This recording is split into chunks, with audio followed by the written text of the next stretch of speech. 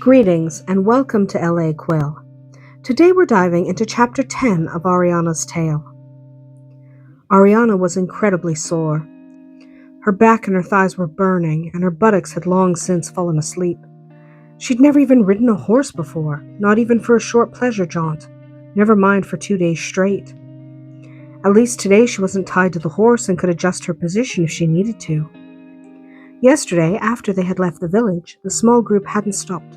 Not even for a meal, though the prince had given her food to eat in the saddle, which he had forcefully insisted she eat. She tried to refuse, but her hunger had finally won the day. A hunger strike when pregnant didn't last very long, at least not for Arianna. She had been made to ride ahead of Damek, and he had refused to untie her hands. He told her that if he couldn't trust her to stay put, he'd have to ensure that she did indeed remain where he had placed her. For a while, all her begging and pleading had landed on deaf ears. Finally, when he could stand her whining no more, he'd actually gagged her rather than release her. When they had finally stopped just after dark, she had been tied to a tree, gag still not removed, while some of the men had set up Damek's tent. The men themselves would bed down under the stars. The tent was almost as large as her entire cottage and was a brilliant red. Once that was completed, Damek had led her inside. She had been stunned and had simply stood near the tent flap, entranced. There was an actual bed and a beautifully carved wooden desk. Heavy curtains made of red velvet hung all around the bed, affording some privacy for the occupants. There were upholstered chairs, again in red, and plenty of furs both on the bed and on the floor, and everything bore the imperial sign of the falcon in flight. All this luxury was for a single night. Arianna had been amazed. In the tent, he had finally untied her, removed the gag, and provided her with water to wash. Then he had left her for a time, telling her to wash and put on a nightgown before he returned, or he would do it for her. She had more than believed him and was finished quickly, glad of the bed curtains which prevented anyone from seeing her silhouette. She had been forced to sleep beside him, in his tent, in his bed. She had made it very clear that she was there unwillingly, and had been prepared to fight him off if necessary. But he hadn't tried to touch her. After a couple of candle marks of listening to his even breathing, she had fallen into a troubled sleep. Today had been even more exhausting. She had always thought that riding a horse was easy. After all, the horse did all the work. She had been wrong. She realized that now. Her entire body ached and she longed for a hot bath. Never again would she think those who rode instead of walked were lazy. As that thought ran through her mind, she tried to squirm into a more comfortable position. The man mounted behind her noticed and pulled her more firmly against him. She had been trying to keep their bodies apart for most of the day, but now she relaxed against him, too sore and too tired to fight about it. They had passed by the small outpost of Bernaria this afternoon, which had been razed to the ground a few days ago. It had still been smoldering from the heat of the fires. As they had ridden past, Damek had sent 2 men ahead to scout for an appropriate campsite for the night to come. She was resolved to escape before the morning came, whatever it took. Even if it meant her own death, she would not be a slave, not to anyone, and especially not to this man. They arrived at the site the scouts had chosen and the tent was already set up. Damek gently lifted her from her horse and led her straight to the tent, his grip on her arm firm, but not painfully so. He spoke not one word to her. Once inside the tent, he released her. Wash up, eat something, and get into bed. Damek looked at her sharply, intending to force her to his will if need be. Arianna nodded timidly, which convinced him that she would follow his orders. He left the tent immediately, deciding she'd comply faster if he wasn't standing next to her. Once he left, Arianna let out the breath she had been holding. She knew she wouldn't get another chance. If she was going to escape, it would have to be now, tonight, before he returned. Once they crossed into the Empire, there would be no escape for her. Of that, she was certain. She knew that leaving through the tent flap would be a mistake. There were no other entrances, and the tent had an attached floor. That presented a problem, but only momentarily. There was a small knife with the food she had been provided.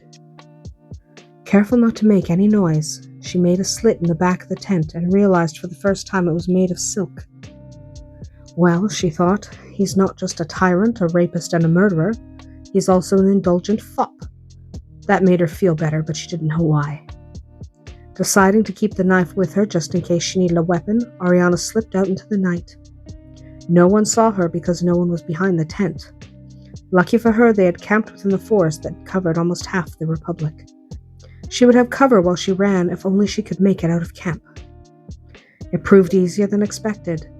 Damek was nowhere to be seen, and the guards were preventing anyone from coming, not going. They assumed she would stay where the prince put her. Their arrogance was their weakness, and surely their prince would point that out when he realized she was missing. But for right now, their overconfidence worked in her favor. As she moved, she tried to ignore the part of her that told her to stay put, to remain where Prince Damek had left her. She was convinced that that was the part of her that was afraid of the unknown, afraid of being alone out in the dark. As soon as she cleared the last of the guards, she picked up her skirts and ran as swiftly as her feet would carry her, disappearing into the night.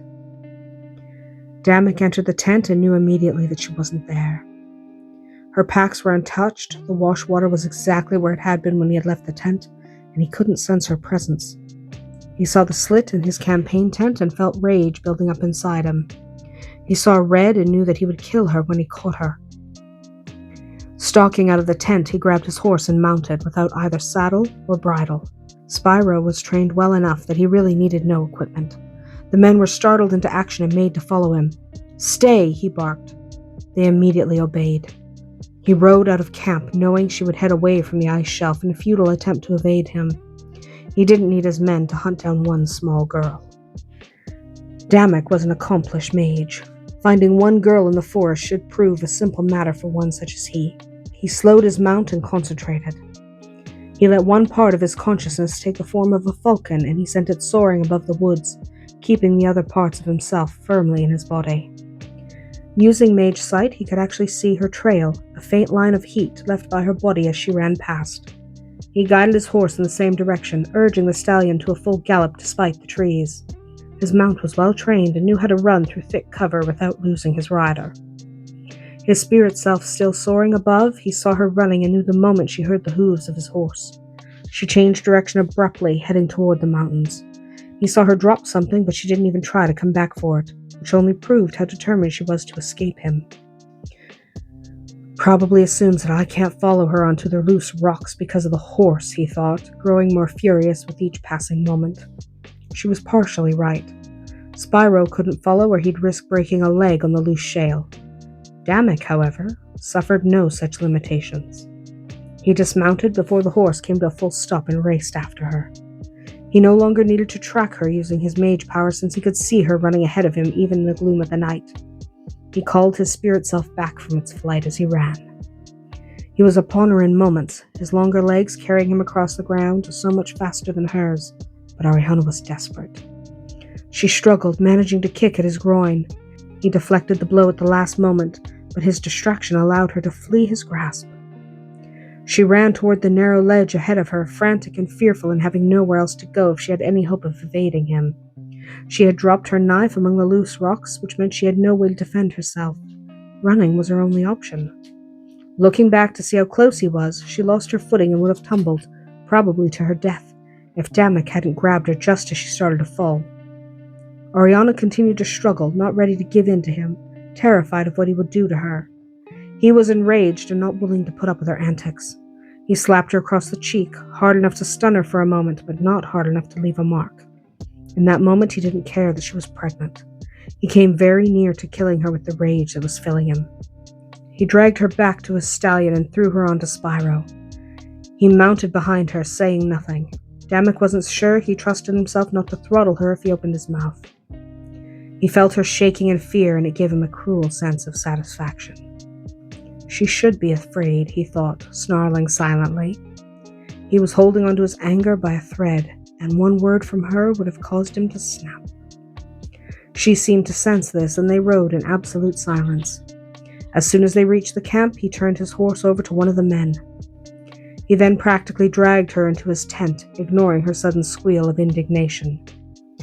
The slit Arianna had made had been repaired in his absence. The evidence of her escape only served to heighten his anger. Damek forced her onto the bed despite her renewed struggles.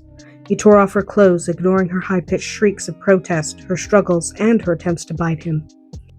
He was going to teach her a lesson, one she would not soon forget.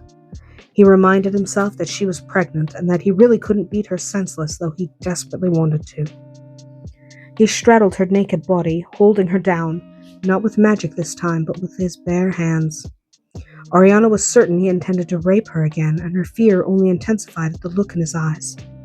She started to whimper, thrashing as hard as she could in an attempt to dislodge him. He pushed her hard into the mattress, willing himself to ignore her very obvious fear. Leaning next to her ear, he whispered in a low, menacing tone, "If you were not with child, I would beat you, rape you, tie a rope around your neck and make you walk to Crown City." He knew he would do nothing of the sort, but he wanted her to believe that he would not hesitate to carry out his threat. He stroked her hair gently. "I have a care for the child you carry, even if you do not." He threw himself off her and she quickly covered herself. Her sobs filled the tent, but his words angered her. "How dare you," she cried, "to accuse me of not caring for my own baby? You almost killed yourself and my child." Damek threw himself into a chair. Having no real response to that, since that was exactly what she'd almost done, she grabbed a pillow and threw it at him. He deflected it easily, but it served to enrage him further. He rose and approached her like a cat would stalk a mouse. Arianna shrank back in the bed, truly terrified now. "No, I'm sorry." She feared he would beat her now, despite his earlier words. Damek wanted to kill her, but he wouldn't. No. He had something else in mind. Something that would teach her a lesson without harming her. In his experience, humiliation was almost as good as whipping when it came to enforcing obedience. He pulled her from the bed, making her drop the blanket as he did so. He sat down in a chair next to the washwater and forced her to stand in front of him. "You smell like a horse. Wash." Arianna shook her head, trying to pull free of him. She was not going to stand here and let him humiliate and embarrass her, no matter how angry he was. Tired of arguing with her, Damek picked up the sponge and proceeded to wash her himself, head to toe, with the cold water and the lye that had been provided. She fought him, but it was no use. By the time he was finished, she was crying and covered with blushes at the same time. Her sobs were starting to cause her entire body to shake. Ignoring his need for the beautiful girl in front of him, he forced her back to the bed. Arianna was starting to shiver from the cold, so he put her under the many furs for warmth. "Stay," he ordered as she tried to rise. She obeyed out of fear for what he might do to her if she didn't. Not wanting to smell like a horse himself, he made use of the water as well. Tomorrow night they would be at his own outpost of Dupree. The water would be warm and there would be real soap. For now, this would have to do. He only hoped the girl wouldn't catch a chill from the cold water. That was the last thing he needed.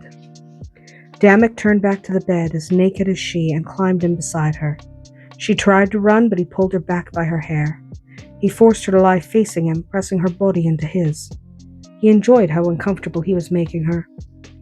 Even more than that, he enjoyed having her soft body next to his. Besides disciplining her into obeying him, he was also keeping her warm, fighting off the chill of the night, though he doubted she appreciated the effort. "Haven't you punished me enough?" she sobbed. Damek smiled and stroked her blonde hair, so different than his own. He could feel her tears as they fell on his chest. "Oh no, my beauty, not nearly enough. I hardly consider a bath just punishment." He chuckled cruelly. "No, your punishment will be much sweeter." He knew that she wouldn't understand, and he was glad of it. He was still furious, and yet he knew he wouldn't harm her. But let her believe that he would. She'd be more likely to obey him if she feared him. Her constant sobbing, however, might distress the babe, so he moved his hand from her head to her back and began to trace slow, soothing circles around her spine. Slowly, despite her own best efforts, the slight girl began to relax and quiet under his touch. Her sobs past, Arianna waited as long as she could, waiting for an explanation of his words. Finally, she couldn't take it anymore. "Aren't you going to tell me?" She tried to look up at him, but he kept her face pressed into his chest with a shift of his arm. It was most irritating, which was probably exactly what he intended. She hated him for it. "Go to sleep," was his only reply. And that's our tale from L.A. Quill today. If you enjoyed this chapter, let me know your favorite moment in the comments. Until next time. May your stories always be magical.